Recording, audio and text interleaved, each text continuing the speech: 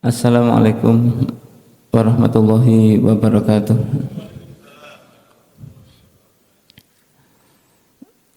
Alhamdulillah alladzi qad wafaqa lil ilmi khairul khalqi wal tuqa. Asyhadu an la ilaha illallah wahdahu la syarikalah wa asyhadu anna Muhammadan abduhu wa rasuluh. Allahumma shalli ala nabiyyina Muhammadin wa ala alihi wa sahbihi ajma'in. Amma ba'd, usikum wa nafsi bitaqwallah faqad fazal muttaqun.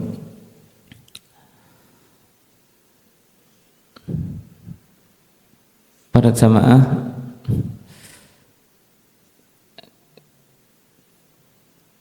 bulan yang lalu itu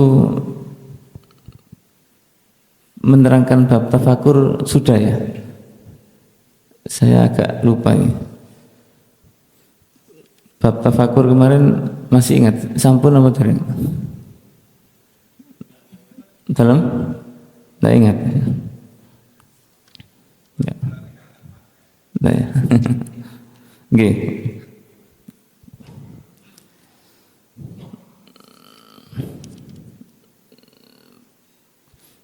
Babu fil mubadirati ilal khairat. Bab ini menerangkan tentang bersegera menuju kepada sebuah kebaikan. Wa hisiman tawajjaha li khairin ilal ikbari alaihi bil jiddi min ghairi taraddudin. Dan juga bagi seseorang itu senantiasa menghadapkan pada sebuah kebaikan dengan bersungguh-sungguh tanpa keraguan. Pada bab 10 ini kita sebagai manusia pasti punya kesalahan. Namanya al-insanu mahalul khata' wa nisyan. Manusia itu tempatnya salah dan lupa. Maksudnya tempat salah dan lupa itu bukan berarti salah terus, bukan. Suatu saat manusia itu mesti kesleo. Nah, kesleo itu apa ya? Ya namanya manusia itu suatu saat ada salahnya, Pak. Mesti manusia itu ada kurangnya. Nah, maka kekurangan itu namanya manusia. Makanya manusia itu meskipun sudah ustadz, kiai, itu ada salahnya. Beda dengan nabi, para rasul punya maksum, yaitu terjaga. Kalau ustadz, kiai, manusia sekarang ini mesti sedikit banyak ada salahnya. Itu mesti. Kenapa? Manusia. Karena manusia tempatnya salah dan lupa. Nah, kalau saya jenengan ada salahnya itu wajar. Sehingga di dalam bab ini ketika kita menuju sebuah kesalahan, segera untuk berbuat baik dan juga bersungguh-sungguh di dalam sebuah kebaikan itu. Kenapa demikian? Kalau ada manusia berbuat salah kemudian senang dengan kesalahan itu, nah ini yang bahaya. Ini yang bahaya. Maka diminta dalam bab ini kita segera untuk melakukan sebuah kebaikan. A'udzubillahi minasyaitonirrajim. Qala Allah Ta'ala, Allah berfirman, fastabiqul khairat. Fastabiqu, bersegeralah, mendahulilah, ada yang mengenai berlomba-lombalah, al khairati, pada kebaikan. Makna bersegeralah, berlomba-lombalah, ini bahasa Jawanya disik-disik, saling mendahului dalam sebuah kebaikan itu dianjurkan. Makanya kita mulai dari sebuah kebaikan itu kita. Contoh soft sholat. Nah ini soft sholat, kalau ada yang di depan kosong, itu jangan mendahulukan orang, tapi kita yang maju. Monggo silahkan. Ini untuk urusan kebaikan kita yang diminta maju. Tapi untuk urusan biasa atau boleh, nah kita saling mendahulukan boleh. Monggo silahkan. Contoh para jamaah ini ada tasakuran makan-makan. Nah, ketika ada makan-makan kita mendahulukan orang boleh. Monggo Bapak, yang baik begini, saling mendahulukan, monggo silakan. Ya, jangan pakai teorinya Gresik Surabaya, kalau disik tidak boleh ngeresuloh. Ya. Itu biasanya orang-orang begitu. Tapi kalau urusan kebaikan, contohnya soft sholat tadi, kita yang dahulu Pak. Tidak boleh mendahulukan. Monggo, tidak boleh. Fastabiqul khairat, berlomba-lomba dalam kebaikan. Kenapa kita diperintahkan untuk berlomba-lomba dalam kebaikan? Kalau kita tidak terbiasa untuk melomba atau berlomba dalam kebaikan, maka kita ini akan jadi orang biasa. Kalau menjadi orang biasa sudah umum, maka Allah meminta untuk kita menjadi orang yang tidak umum, tidak biasa. Tidak biasa dalam arti kebaikan, menjadi luar biasa. Bukan biasa di luar, tapi luar biasa. Kenapa?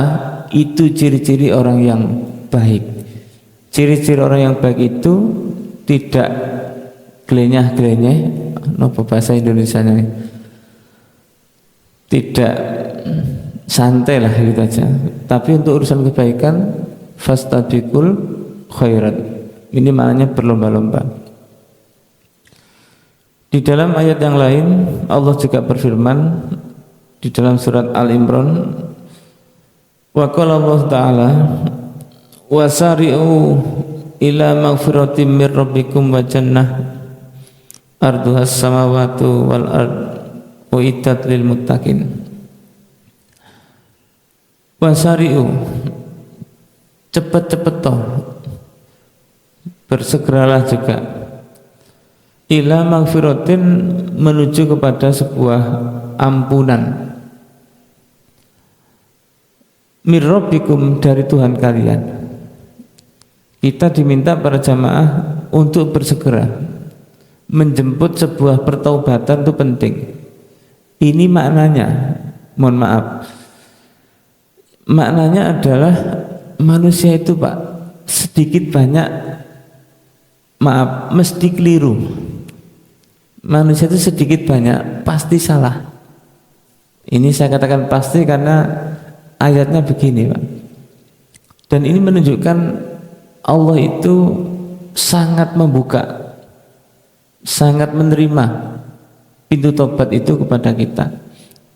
Jadi kalau kita ini, maaf, ini jujur saja Pak, bapak-bapak yang pernah pergi ke Singapura atau ke Jepang gitu Pak, ya, itu bedanya kalau dengan Indonesia.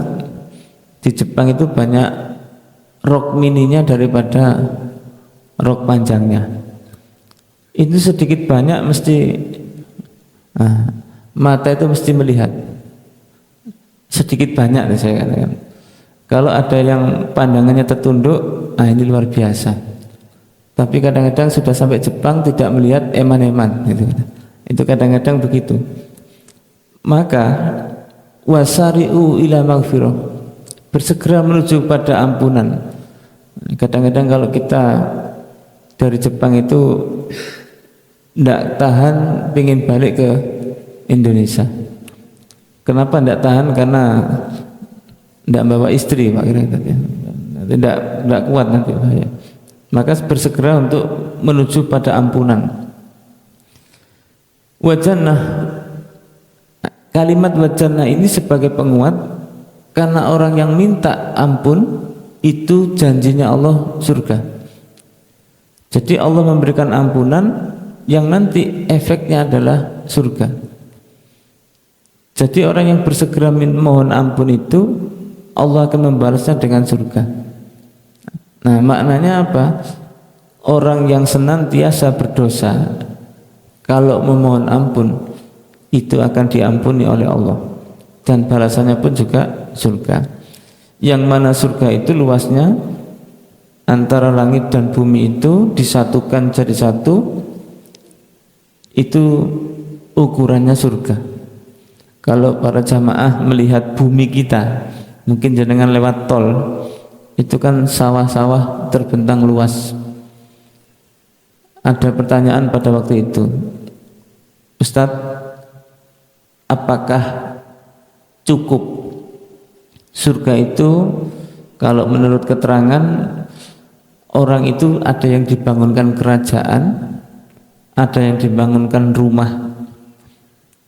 Nah, kira-kira satu orang ini dibuatkan kerajaan, kerajaan ini sangat luas, apakah cukup surga itu? Jawabannya adalah sangat cukup. Andaikan satu dunia ini masuk surga semua, andaikan, itu masih cukup, karena dunia dan juga langit itu menjadi satu, itulah surga. Apalagi yang masuk surga konon kabarnya tidak terlalu banyak.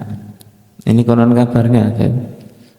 Mudah-mudahan yang tidak banyak itu kita semua termasuk di dalamnya. Karena apa, para jamaah, memang nyari orang baik itu tidak banyak. Mungkin sekarang ini kalau hari Ahad banyak orang sudah jogging, habis subuh sudah lari pagi jogging, bahkan goes dan sebagainya.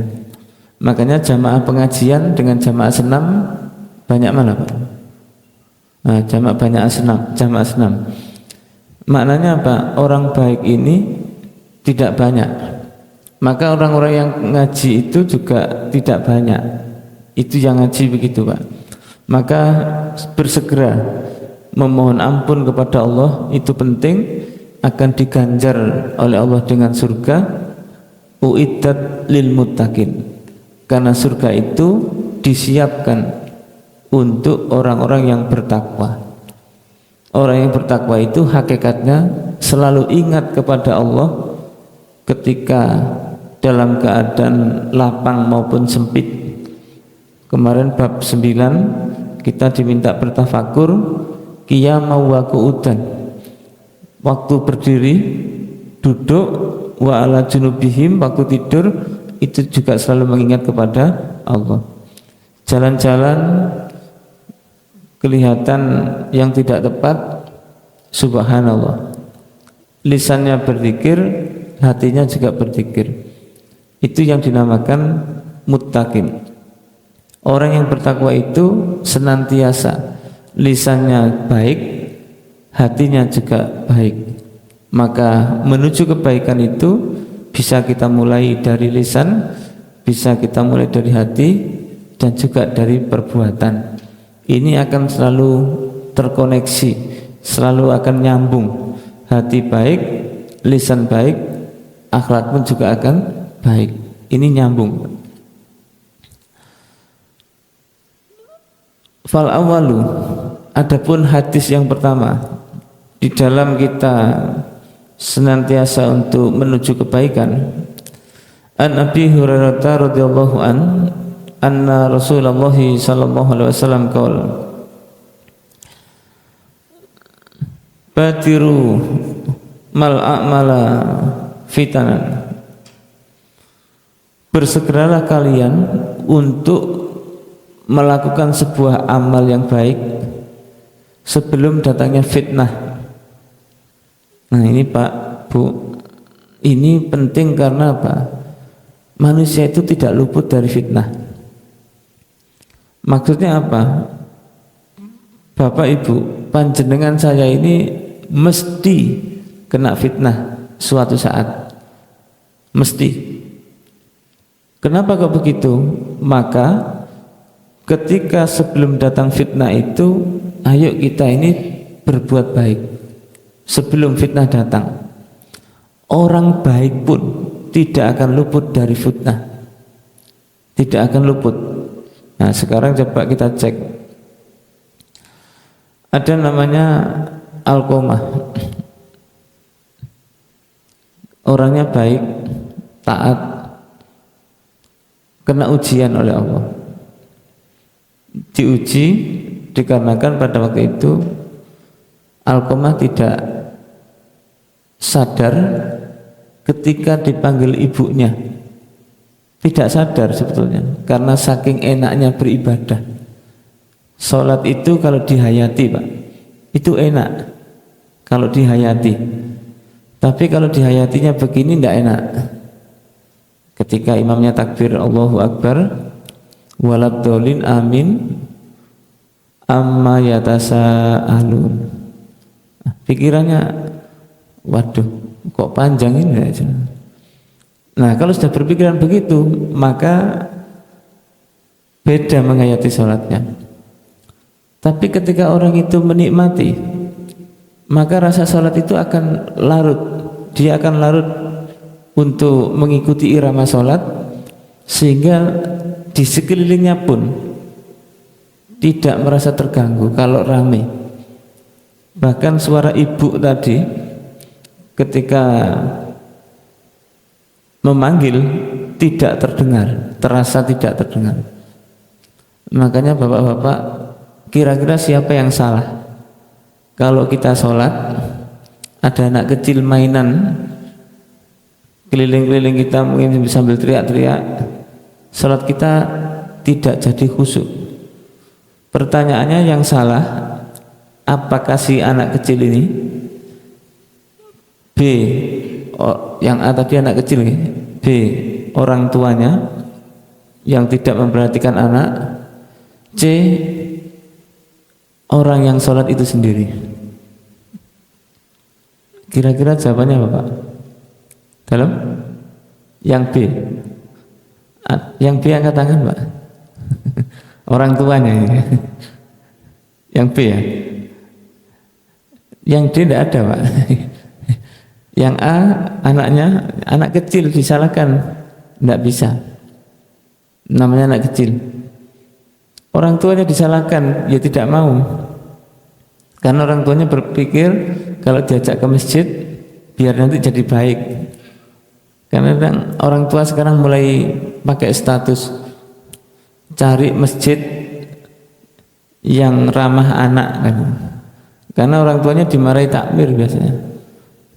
Karena saya juga kebagian marah waktu itu, pinginnya ngejak anak untuk ke masjid, dimarahi takmir. Besok bawa pulang aja anaknya. Nah, itu saya merasa tersiksa waktu itu ya. Yang C itu orangnya sendiri. Sekarang coba, Pak, itu di masjid ya. Kalau bapak-bapak sholat di bandara, setiap saat bunyi ting tong, pesawat AirAsia segera, ladies and gentlemen, macam-macam itu ya. Itu yang jenengan salahkan bandaranya atau mikrofonnya, atau kita sendiri yang tidak fokus? Terus pun dia, Pak. Ya, kira-kira seperti itulah, kira-kira.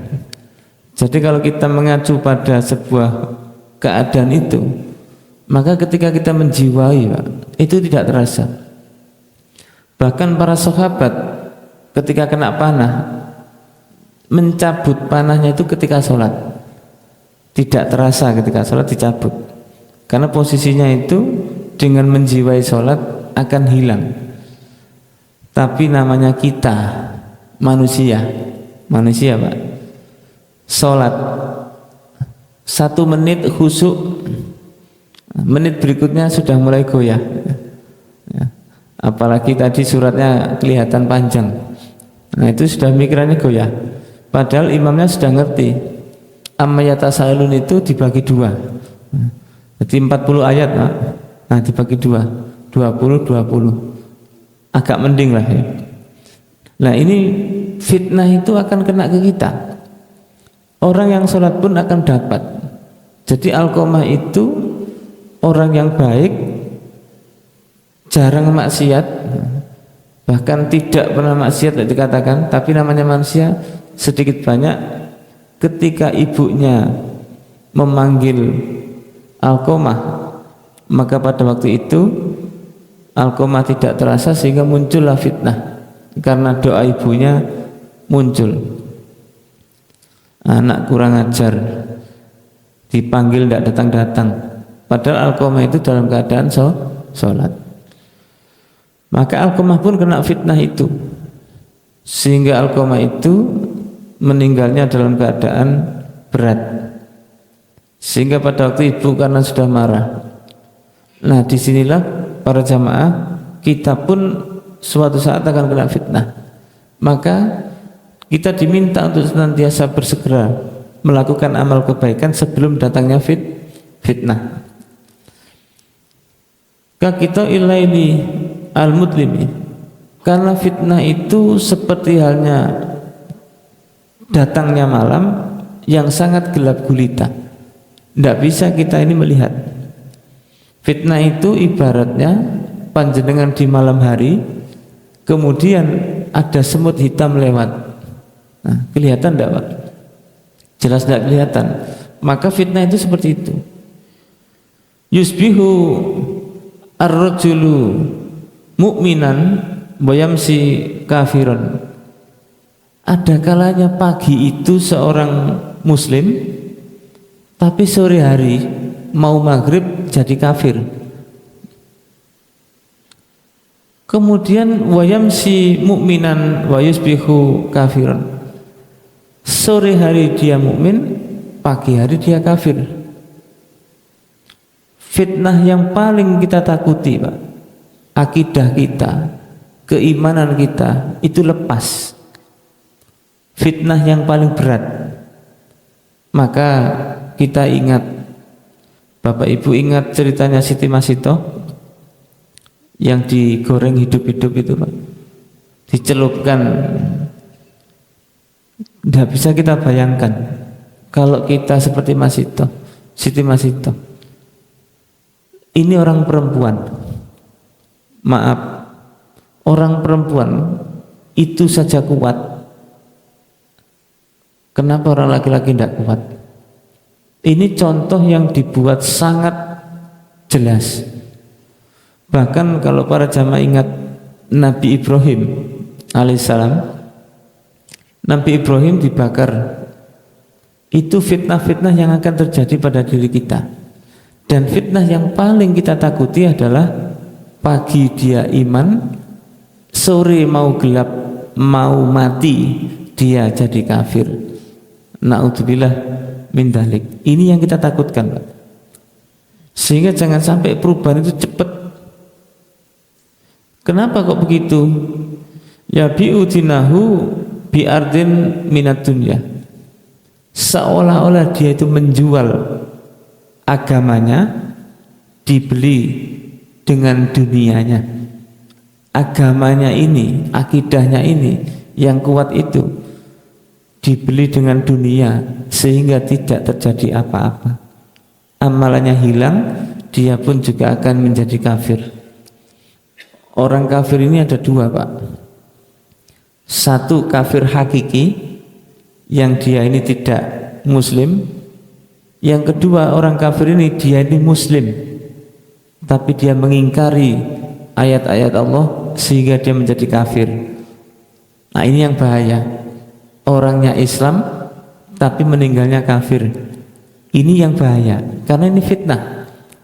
Makanya di dalam khotib ini setiap Jumat menyampaikan ayat surat Al-Imran 102. Ya ayyuhalladzina amanu ittaqullah haqqa tuqatih wa la tamutunna illa wa antum muslimun.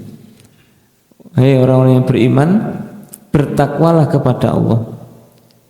Loh, apakah ada orang iman tidak bertakwa? Jawabannya adalah ada. Orangnya iman kepada Allah tapi masih maksiat. Nah, itu namanya iman tapi tidak bertakwa. Malah dikuati haqqa tuqati, dengan sebenar-benarnya takwa. Temenan ya, ojo sampai tidak takwa.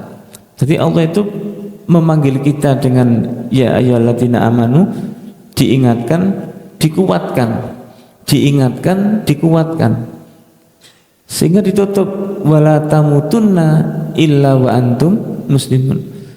Hei wong Islam, wong iman sing bertakwa, jangan sampai kalian itu mati kecuali dalam keadaan Islam.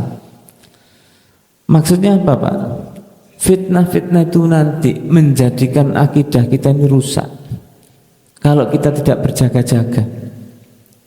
Saya tidak bisa bayangkan, Pak, ketika Siti Masito itu dihadapkan pada tungku, dimasukkan dalam keadaan hidup-hidup seperti goreng tempe mungkin gitu. Nek tempe digoreng tidak ada masalah. Nek kita yang digoreng ini kan mikir 2 kali, bahkan 2000 kali mikirnya. Ketika dikatakan hidup atau mati, mesti kita milih hidup. Mesti. Kenapa? Manusia. Tapi ketika dihadapkan pada itu, siapa yang menyangka Siti Masitoh memilih mati demi menjaga akidah? Kadang-kadang kita ya mikir, makanya jenengan jangan sampai tidak berdoa. Surat Al-Baqarah ayat terakhir, Rabbana la tu'akhidna inna sina au akhtana, Rabbana wa la tahmil alaina isram kama hamaltahu alladziina min qablina. Doa itu maknanya apa? Ya Allah, jangan sampai Engkau menyiksa kami ketika kami dalam keadaan lalai lupa. Ya Allah, janganlah Engkau berikan beban yang berat seperti orang-orang sebelum kami. Memang para nabi, para rasul ujiannya berat-berat, tidak ada yang ringan, tidak ada yang ringan. Makanya kalau panjenengan saya kena ujian, itu harus idza asabatu musibah qalu innalillahi wa inna ilaihi rajiun. Mari kita kembali kepada Allah. Ada yang sambat, Pak, saya ini kurang apa? Saya sudah sholat, ngaji, puasa, sedekah. Harapan saya anak saya ini baik. Ternyata anak saya ini kok tidak baik. Itu saya ini bingung. Iki niru bapak, apa niru ibu? Kadang-kadang begitu. Menurut saya bapaknya sudah baik, ibunya juga sudah baik. Lah anaknya kok begini? Kira-kira ikut siapa, Pak? Ikut mbahnya. Mohon maaf, tidak usah mencari kekurangan. Nanti gitu gara-gara urusan itu rumah tangga ini bubrah. Gara-gara anaknya nakal itu bapaknya nyeleduk, paling niru ibu. Ibu tidak terima, yuk gak niru bapak. Akhirnya pisah, Pak. Gara-gara itu masalah. Itu panjenengan saya tidak usah bingung. Lihatlah Nabi Adam alaihissalam, beliau juga diuji oleh putranya yang bernama Qabil itu. Ada ujiannya juga. Kalau sudah bapaknya bagus, kemudian ibunya tidak bagus, anaknya juga tidak bagus, contohlah Nabi Nuh. Nabi Nuh itu ketika Nabi Nuh buat perahu, istrinya itu ya ditanya tetangganya, Mbak, suamimu itu kenapa kok pakai perahu barang? Musim ketiga kok pakai perahu, musim kemarau kok buat perahu. Nah, istrinya itu ngomong gini, Pak, embuh rodok setengah 12. Ini istrinya ngomong begitu. Istri yang tidak mendukung perjuangan Nabi itu pun kategorinya adalah kafir. Naudzubillah, jangan sampai. Maka manusia itu Pak, kadang-kadang pagi dia mukmin, sore dia kafir karena kondisi itu. Ini yang harus kita waspadai Pak. Kita ini berislam, enaknya ada pakem. Ikutlah Al-Quran ben selamat. Pakemnya Al-Quran, hadis selamat, enak. Tapi kalau orang itu tidak pakai pakem, tidak pakai rumusnya, maka tidak akan selamat, bahaya. Nah, ketika fitnah-fitnah itu terjadi, manusia itu kadang, jangan pernah dengar kalimat isuk dele sore tempe, pernah dengar? Isuk dele sore tempe. Itu ada yang memaknai isuk dele ngomongnya molah malih, itu satu. Ada yang memaknai begitu. Ada yang memaknai isuk dele sore tempe itu isuk pada waktu dia pagi dia muslim, mukmin, kemudian sore mau mati dia menjadi tempe, menjadi kafir, menjadi murtad. Jadi pagi dia taat, sore dia murtad. Naudzubillah. Nah, ini fitnah yang berat. Nah, maka ketika kita sebagai manusia itu mesti akan muncul fitnah-fitnah itu Pak. Dan kita pun juga harus waspada. Lebih baik mati dalam keadaan iman daripada mati dalam keadaan eman. Selisihnya itu aja. Karena kita ini kadang masih eman. Kalau Siti Masitoh ngomong eman, oke Fir'aun, aku mengakui engkau menjadi Tuhan. Kalau eman. Tapi lebih baik mati dalam keadaan iman karena memang kondisinya begitu. Dan sekarang ini kan muncul kalimat zaman edan, lek ndak edan ndak keduman. Ini sudah otomatis Pak. Dan kita sebagai orang-orang ngaji memang harus berbeda dari yang tidak ngaji. Orang yang ngaji itu mesti akhlaknya berbeda. Kalau orang-orang rata-rata begitu, nah kita jangan ikut begitu. Ini muncul fitnah. Maka hati-hati para jamaah, kita diminta untuk senantiasa bersegera dalam menuju pertobatan, menuju kebaikan, sehingga pun kita akan menjadi selamat. Dalam hadis yang lain, Rasulullah SAW juga menyampaikan,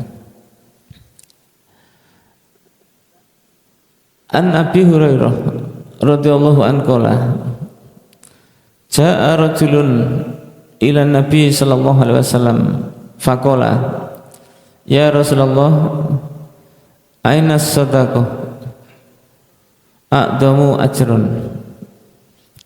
Ada seorang laki-laki datang kepada Nabi kemudian bertanya, wahai Rasulullah, sedekah apa yang itu lebih baik, pahalanya lebih besar, dan saya kepingin melakukan itu. Qala, Nabi menyampaikan, anta saddaqa wa anta sahihun taksa al-faqr. Sedekah yang baik itu adalah ketika kondisimu sehat, ketika kamu dalam keadaan lapang, dan kamu juga dalam keadaan takut fakir. Nah, ini takut fakir, takut miskin, takut nanti kalau harta kita sedekahkan takut habis. Nah, ini penting Pak. Manusia itu ketika dalam keadaan lapang, dia sedekah itu biasa. Biasa itu karena sudah kaya. Tapi dalam keadaan sempit, dia mau sedekah, itu yang luar biasa. Makanya di ayat berikutnya setelah basari'u itu kan di sana yunfikuna fis sarra wa dharra, berinfak dalam keadaan lapang maupun sempit. Kalau kita mendengarkan cerita kisah dari Nabi Muhammad SAW ketika waktu itu ditanya oleh sahabat, ya Rasulullah, aku ini lapar, adakah makanan yang bisa engkau berikan kepadaku? Nabi menemui Siti Aisyah, Hai Aisyah, adakah makanan, karena ada orang yang minta makan. Demi Allah ya Rasulullah, tidak ada. Toh panjenengan puasa, saya juga puasa, makanan apa yang kita berikan?